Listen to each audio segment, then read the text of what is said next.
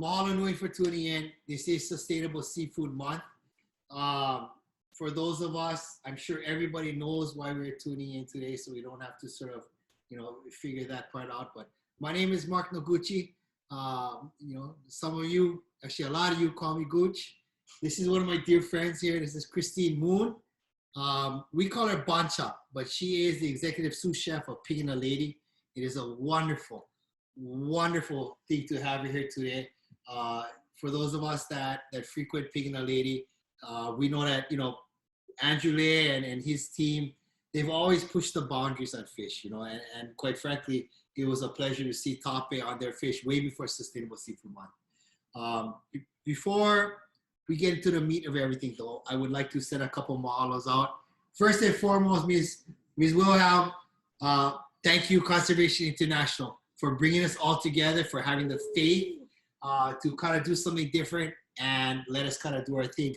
Also, Ashley Watts from Local IA. Ashley, mahalo. For those of us that do not know what Local IA is, they are an organization that allows us to track our fish from the boats directly to our table. And even when you look at places like Town Restaurant and Mud Hen Water, Ed Kenny and Dave Caldero, there's a QR code on the menu where you can zap them and you can send a mahalo message to the fisher people directly. It's a pretty cool thing.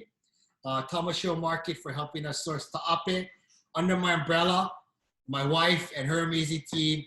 You think I'm organized, I'm not. She's the reason why I get everything together. Let's see, Pig and the Lady, obviously, and the number 5. So let's get cracking here. Before we get into this part, we'd like to show you a little video about who we are and why we're here. 1,000 years ago, our ancestors came from the south to settle on one of the most isolated places on Earth, Hawaiʻi. Living on these remote islands taught us how to be one with our natural world. For hundreds of years, we flourished. Our way of life, how we grew our food and cared for our ocean in balance with nature, fully supported nearly 1 million people across the islands. When the first Westerners arrived, they admired and respected what we had achieved. Over time, however, as Western influence took hold, our natural world suffered, and our traditional ways were nearly lost. No longer self-sustaining, today we import over 90% of our food, including half of the fish we need to feed ourselves. It doesn't have to be this way.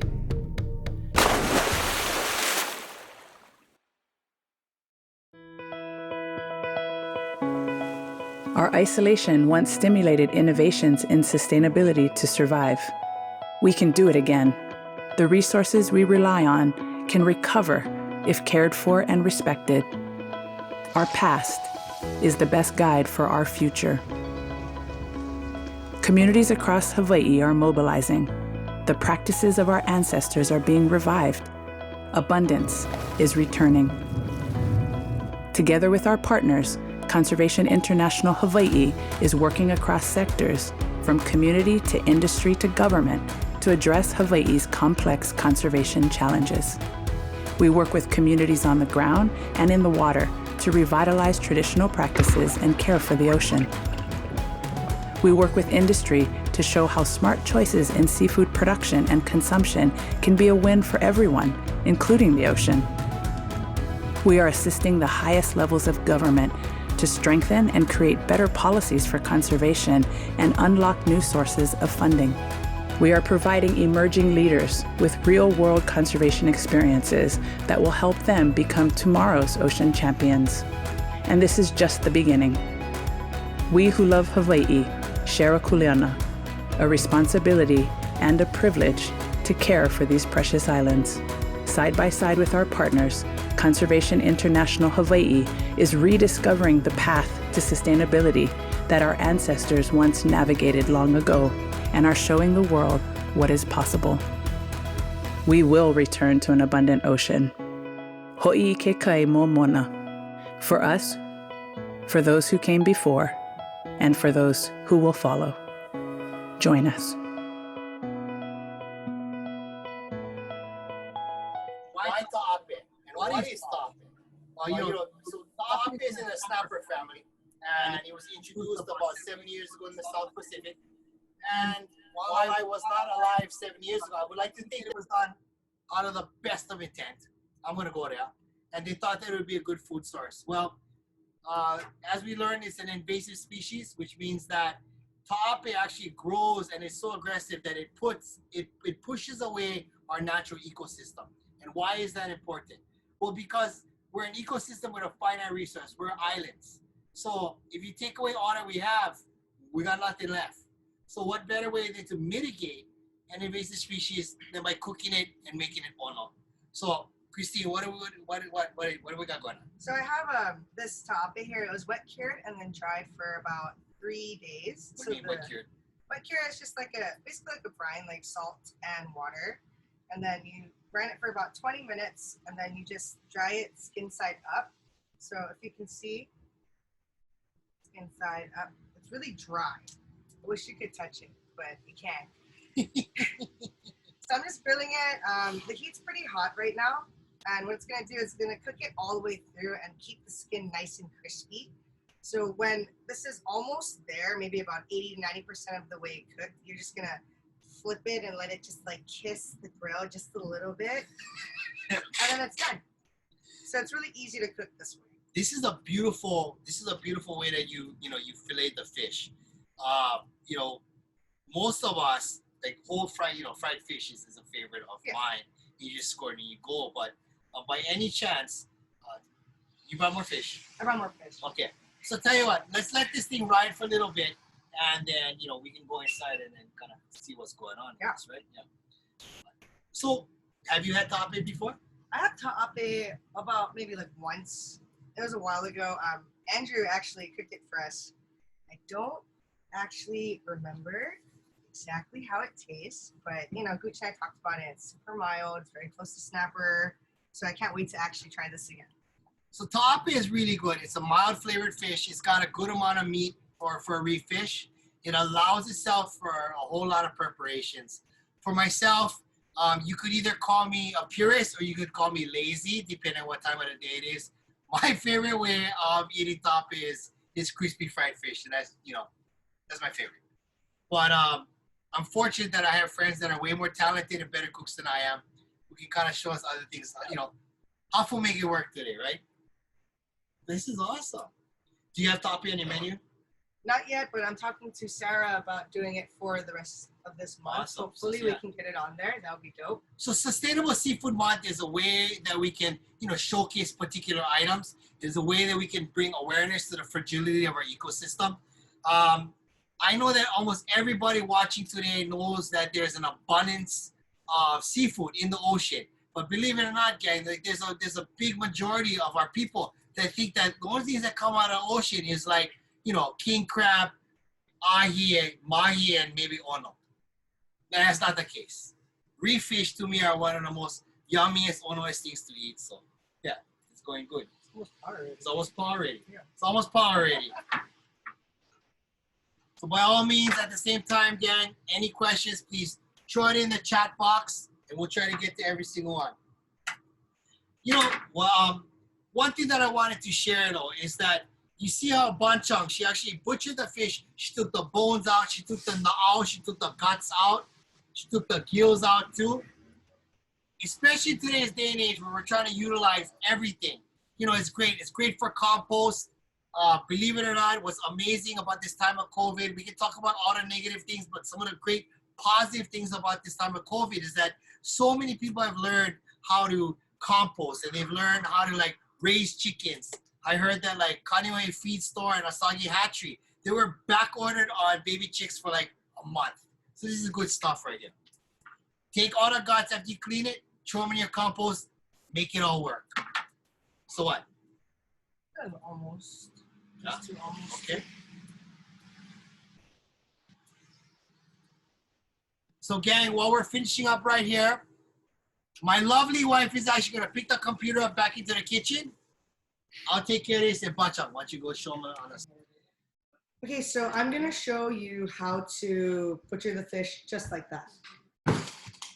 So we're going to do is you have your taʻape. Can you see it? Okay, I'm so short, I'm sorry. So I like to cut the fins off, and I'm Korean, so I like to use the bones for like stock.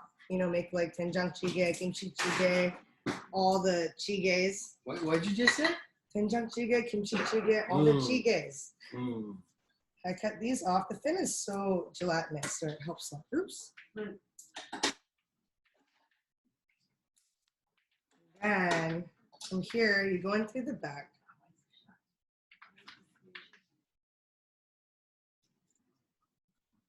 Then you cut in, making sure not to pierce the bottom of the fish. Hold the tail. Oops. Then you break through. And you do the same thing to the other side. That's beautiful. So gang, we're showing you right now sort of like an advanced technique on how to fillet a taʻape. As soon as Banchan is done with this, we're going to show you a quick 2-minute video on how you can, on an easier way to do it. The gift, I think, of having, really good technicians here with us today is that there's more than one way to skin a cat, and we're going to watch 2 of them today. From here, don't be scared. Get into the head. Crack it open. Use your scissors to cut that top lip. Right there. Then you're fully exposed here. I have my bowl of water so I can clean out the guts, get the gills out.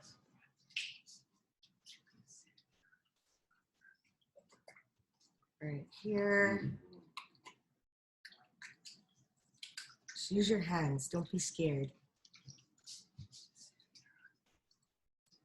And I try to get out as much blood as I possibly can, because in the curing process, it could, not curing, sorry, during the drying, it's not safe. It could make it spoil.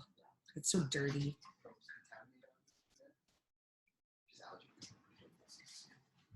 Okay, so you have your fish, it's nice and clean. You're so fancy. Not that fancy. So for those of us that might not have beautiful, fancy schmancy shears, or a wonderful chef, let us show you how to clean taʻape a little bit quick, on a more simpler note, and we'll be right back. We'll talk a little about down. Okay, so let's review how to clean your taʻape. This guy. It's a regular fish, regular shape, so you're going to clean it. It only has bones down the middle. You're going to scale it first. You're going to take a spoon or a tong or a butter knife or your other tool, and you're going to scale it, going from tail to head. After you get the scales off, you can then cut off the fins if you like with scissors or kitchen shears, or you can leave them on if you want to eat them fried like I do. After you get the scales off, you're going to take the gills and the guts out. So the gills are taken out with a short knife like this guy. You just follow through right there along the gill line, and you're cutting the gills out. They're connected there and there. Both sides, you do that motion on your cutting board. And then you see the hole, you're going to cut from the hole all the way up forward, away from you, like that. And then you're going to take all of that out by pulling the gills, putting your finger underneath the gills and pulling all of it out. Once you get the guts out, you're done. At that point, if you want to cook it whole, you can fry it, you can steam it, or you can fillet it into fillets, which are these guys. To do that, you put it down, you can chop the head off to make it easier, and then you keep your knife parallel to the cutting board and you slice this side, then you turn around and you slice this side. Then you're going to flip them over and do the same thing on the other side. And then you can use your fillets to cook, and you can use your bones for stock.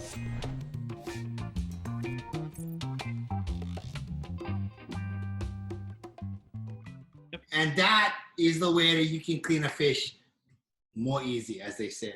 So in the beauty of television, we actually, Banchan wants to just kind of show you real quick on how she prepped the fish that we just grilled.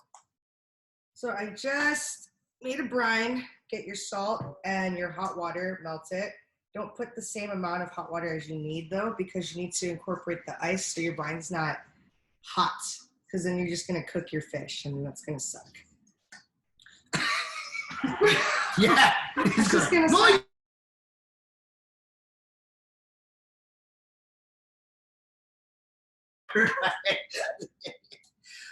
We had a question from Chef Matthew out on the East Coast.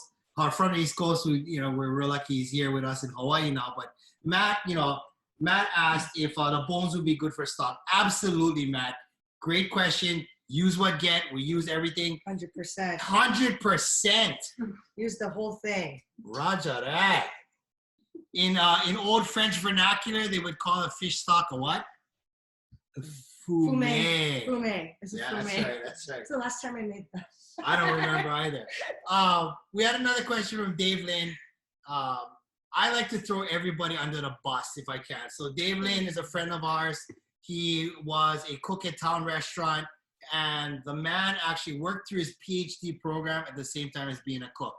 As it happens, he is a PhD in marine biology, and for some reason, he asked me to talk about ciguatera. So, okay. Yes, ciguatera can be present in all reef fish. What I love about reef fish, and also, I guess, the risks associated with that, is that it is a very, very important lesson in understanding where our food comes from. In other words, I trust reef fish from fisher people that our family knows. It's a very important, to kind of understand where everything comes from. To be frank, if you go spear diving near a golf course, I don't want your fish. Ciguatera is prevalent in algae. It comes from fish eating algae, and different fish have different levels, obviously, of ciguatera. So thank you for forwarding that, Dave Lynn. I appreciate it. Roger that. What's next? Okay, next is going to be our pan-seared taʻape. So all we're going to do... Wait, hold on real quick. What are we doing this? We're just brining this is brining for 20 minutes. Right. And then after that, it's a 2 to 3 day process 10-12. of drying. Okay, so we're just going to score the fish. I like diamonds. I've never seen you give me a break. I don't see a diamond on your finger. I like diamonds. That's fine. That's later. Okay. When I'm older. All right. We had another question from Neilani, who was asking what is the best way to freeze fish. The way that I learned was with it intact. You take the na'au and everything, especially if you're going to store it for a little bit of a while. Also from like a lot of our friends on Hawaii Island, when they come and they bring fish for us, it's already cleaned and gutted and gilled. And I've also had it brined. So I would say you could try both ways. And maybe, yes. What was that now? Oh, it's just salt. Ms. Wilhelm, would you like to chime in on text message and share with us, or any of you kai people, any of you ocean people, would you like to share with us in the chat box how you like to freeze your fish? Because I know that how I do it, it might not be the best way. It's just how I learn. Woo, look at you go. This is my life. This is your life. Fish is my life. Fish is your life. I love fish. Like, I would rather eat ask the fish to give you a diamond. Will you give me a diamond? No. Right there, diamonds. That's why you love me. Okay, ready. Okay. Ryan, to answer your question, Banchan guys, they dry in the refrigerator, and then we have a refrigerator in our garage too. So when you dry it, you form what's called a pellicle, and the pellicle happens when the skin of the fish or the meat that you're smoking, it forms that translucent sort of skin to it, and it's the way that like water evaporates and the way the protein's set up. The pellicle is important because the pellicle is what's going to allow smoking enzymes to adhere. Yeah. So what's going on right now? Okay, so now I'm just dredging it in flour. This is how my mom makes it for me. Like any fish, she likes to put a little bit of flour. So this is how I grew up eating it. Regular all-purpose flour. Yeah, just AP, just.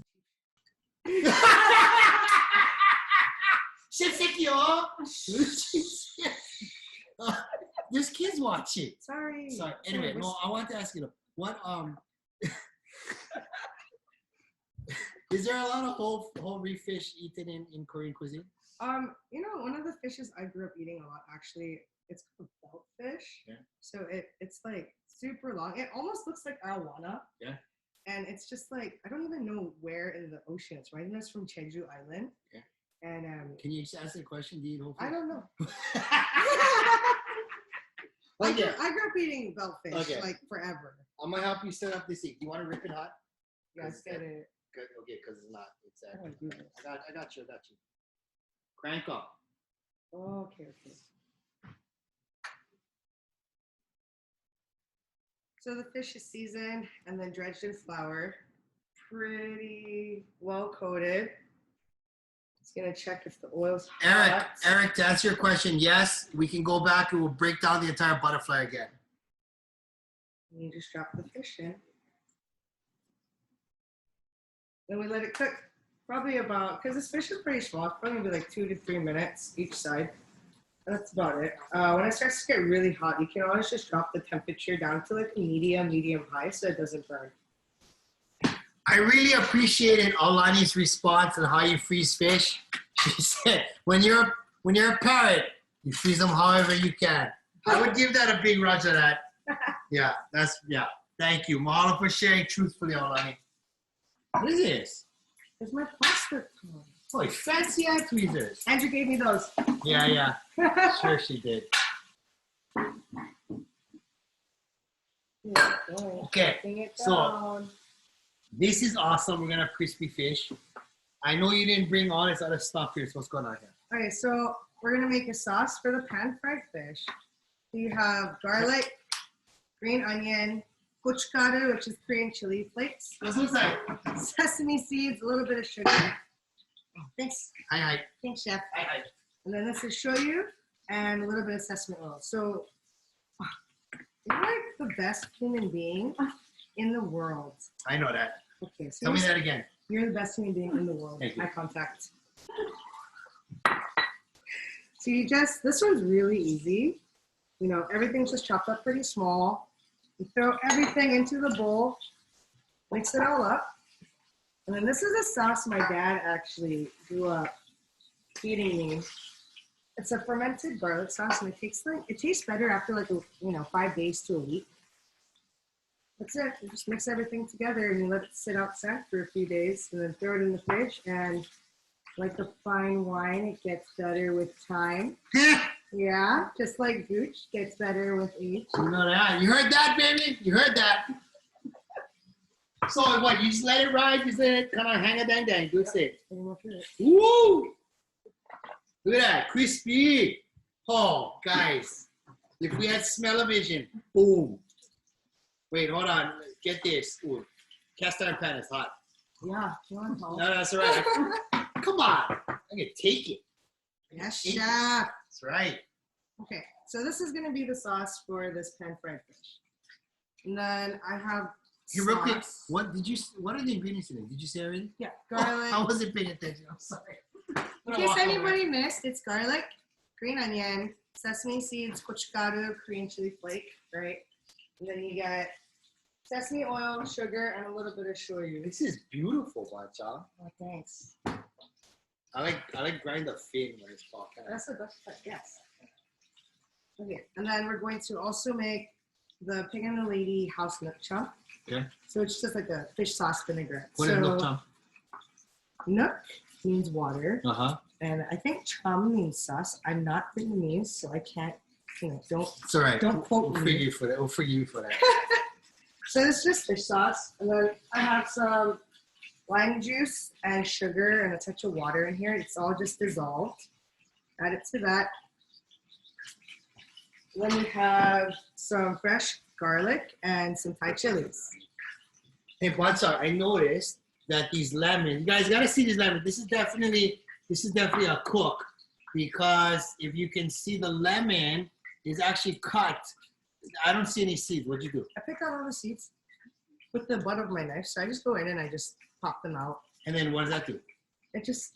It squeezes better? Yeah, it squeezes better. I'm sorry, I'm just asking. Gooch. Oh, you cut out I don't like to have the pith in there because it's kind of bitter.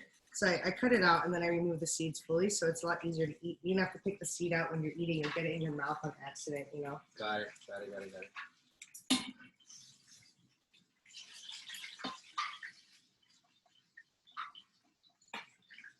Banchan, do you have like a standard brine ratio, or do you just kind of rock it out by taste, or what? I have a measurement ratio actually. So it's 120 grams of salt to 1 quart of water. So roughly easy, you fancy metric person. Roughly about like a third of a cup of salt to like 1 quart of water. Thank you. You're welcome. Yeah. Gorgeous. Can I taste? Yes. Oh. Okay, so this is the Nuoc Cham. Mm-hmm.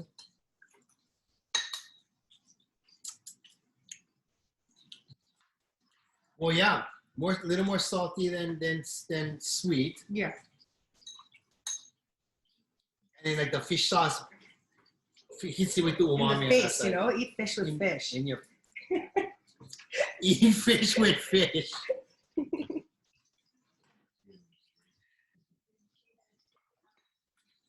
That's nice. Okay, so we got that going. Mm-hmm. What else do we need? You want me to bring out the I'm gonna try the other one. other one? Yeah.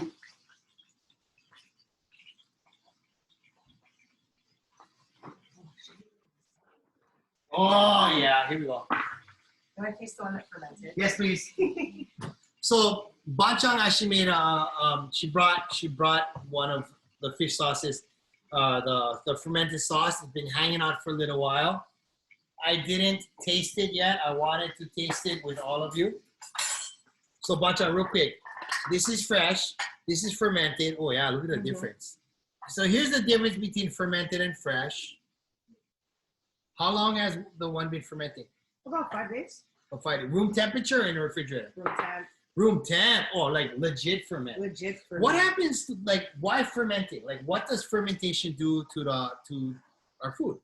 I feel like it does a couple things. So like one thing I like is it makes it like kind of sour, you know, and it gives it a little bit more funk, and it has more depth to it rather than just eating like raw garlic. You know, it's like chunky and funky. Ooh. It's good, yeah. It's got, it catches you over here. Mm-hmm. Yeah. So real quick, so that one's gonna be hot because of all the fresh garlic. that's cool. So wait, hold on. There's the same amount of everything in both. Exact same amount of everything in both of these, except this one has thyme. So there's not the exact same. Oh, time. Oh, that's time. Okay. So, gang, real quick, just to share, what I get from this is that the fermented sauce, it's the flavors is not homogeneous because definitely every single ingredient shines, but it is a little bit more, I guess, cohesive. It's like everything is happy. Like everything's been hanging out. They've been camping out together for a few days. They're married. This is sort of like honeymoon period. Everything's real bright, bold, in your face. This is sort of more elegant. Yeah? Yeah. Okay.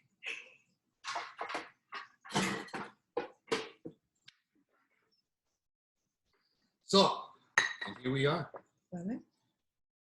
This is beautiful. Oh, thanks. So here we got our brined, grilled, flame-kissed. Flame kiss. And that sounds like a 1984 menu. Anyway, that's all right. This is our grilled taʻape, and over here we have our crispy taʻape that I'm gonna steal the fin. And Lemon? yes, please. Ooh. Oh, ASMR to the max. I know, yeah, that's my favorite. Okay. So I like, you can eat whatever with whatever sauce you want. Come on, do it. I want to eat how you eat. You want to eat how I eat? Yeah. I eat like savage. Yeah, give them. All right, also, by the way, this fish is completely fully deboned, so you can just eat it. Like, just go for it.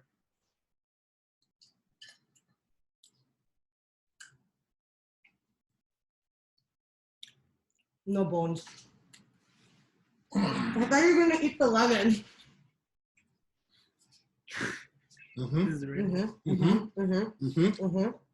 Me. Yeah. Oh, eat the rind.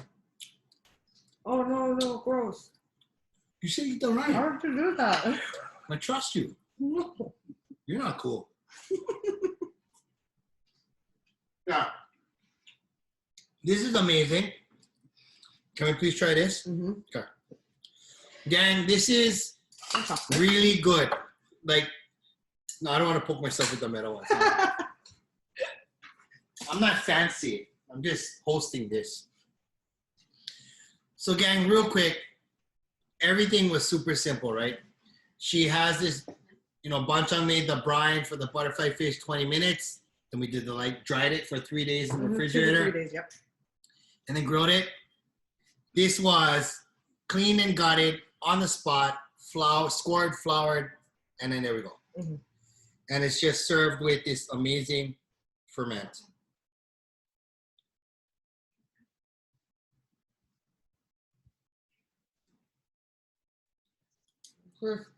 Crispy. That is what fried fish should be. Is crispy. Mm-hmm. It's just like one of the Wow. So good with the sauce, right? Oh, man. Thanks, Dad. Bowl of rice Yeah. and an egg. Oh, guaranteed. Oh. Yeah, roger that. Whew. Real quick, Eric Cole from Molokai, who's now hanging out in Hawaiʻi. Eric, are you hanging out with Sean Mars? Anyway, will you please show them how to do the fish butterfly start to finish one more time? Yeah, absolutely. Okay. So again, we'd like to show you one more time the fancy schmancy way of butterflying the taʻape start to finish. In the meantime, while we're setting up for that, if you have any more questions, please hit us up, throw them inside. I have to use a scored one. That's but fine. It's okay. That's fine. Let's get a close up on this.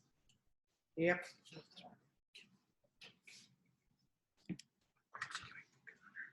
Yeah, we're getting close. You know, if there's anything that COVID has taught all of us, I'd like to say, and you can tell me, Gooch, shut up, don't speak for me. But I think that for a lot of us, COVID has taught us how to roll with the punches better, you know? You figure it out, you make it work. So you're cutting from the top. So you cut off all the fins first. I cut off all the fins Okay. first, and then you cut from the top. Oh, Cut from the see, look, top. I forgot this butt fin. You forgot the butt fin. How do you forget the butt? Sorry. Okay, cut it from the top first. Okay, Then you take your knife in. okay. Don't poke through this side, Why? because then your fish is gonna have a hole in the middle, and it could fall apart on the grill. Okay, so don't cut it through because you could have a hole in the middle and it'll fall apart. Mm-hmm. And cut all the way down to this tail part. Okay, So you're basically doing just a regular fillet, but you're just keeping it fully intact. So I just broke through all the pin bones up to the head, so you can look inside. Then you flip it over, do the exact same thing on the other side.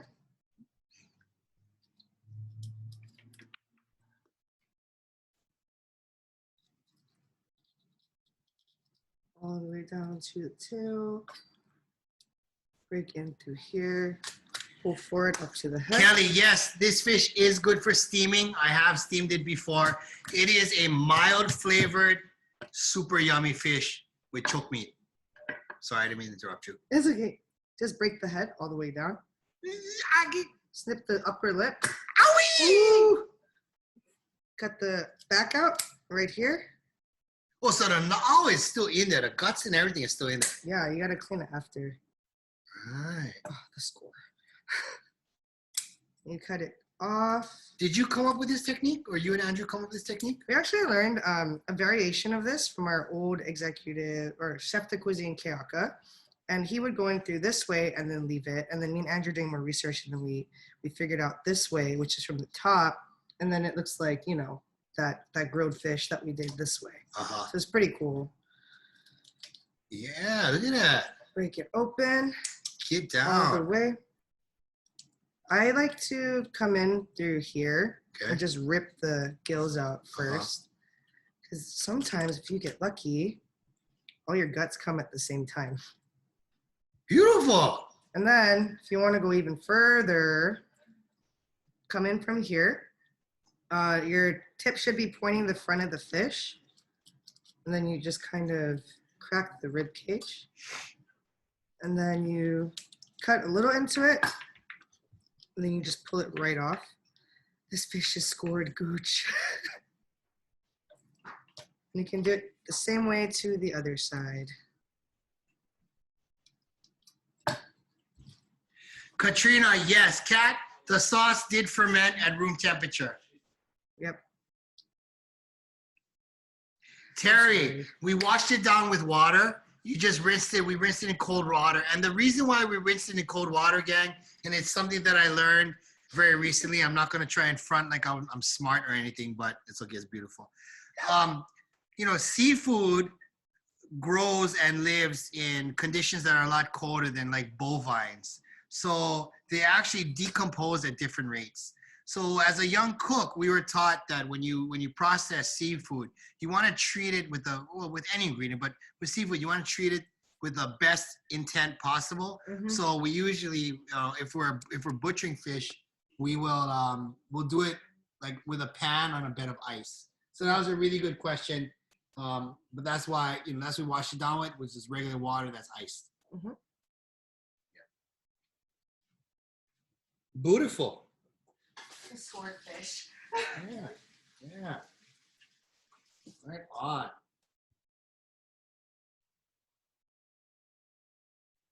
So, that's Taʻape. Not that complicated, right? Right. Someone else wants to be a thing. Oh, no. Family, so that's it. Pan-fried Taʻape, cured and grilled Taʻape with, Banchan's family sauce and Andrew Lay's family's. Pretty much family sauce. Yeah, family sauce too. Not too hard, eh? Anybody else? Any last things before we break on off to finishing this fish or doing what we got to do? No? Nathan, thanks for tuning in. This was a very amazing group of people that thank you for sharing time. You guys could have chosen to do anything this evening and you chose to hang out with us. Yeah. I would say, any closing notes, Banchan? Any last words of wisdom? Maybe just don't be afraid to try new things all the time, because you're never going to know if you like it or not if you don't try it. Right? That's true. No scared.